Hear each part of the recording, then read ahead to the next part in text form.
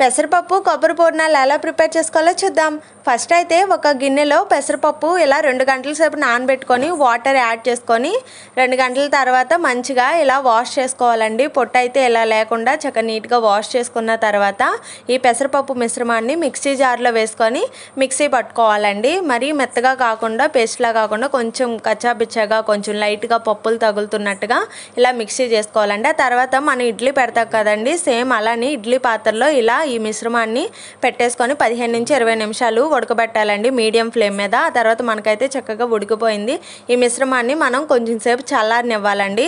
ఆ తర్వాత మనం కొబ్బరిని అయితే ఇలా కట్ చేసుకొని నీట్గా వాష్ చేసి మిక్సీ అయితే పట్టేసుకోవాలండి. ఇలా మిక్సీ జార్లో మెత్తగా మిక్సీ పట్టుకున్న తర్వాత మనమైతే ఇంతకుముందు పెసరపప్పు మిశ్రమం ఉంది కదండి, అది ఇలా మెత్తగా మిక్స్ చేసుకొని రుచికి సరిపడా ఉప్పు, ఇందులోనే సుమారుగా పంచదార అంటే కొలత ఏం లేదండి, సుమారుగా మీకు రుచికి తగ్గట్టుగా వేసుకోవడమే.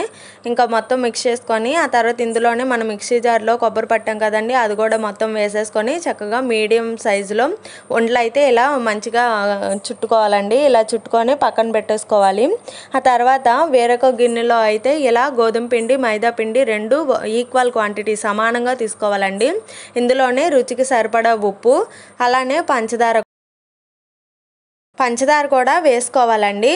ఎందుకంటే పై పూర్ణం కూడా కొంచెం స్వీట్గా ఉండటం కోసం, స్వీట్గా ఉంటే బాగుంటుంది. ఆ తర్వాత ఇందులోనే వాటర్ అనేవి యాడ్ చేసుకొని చక్కగా ఉండలు లేకుండా మొత్తం మిక్స్ చేసుకోవాలండి. మిశ్రమం అనేది మరీ పల్స్గా కాదు అలానే చిక్కగా కాదు, మీడియంగా ఇలా చేసుకోవాలండి. అప్పుడే పూర్ణం మంచిగా వస్తుంది.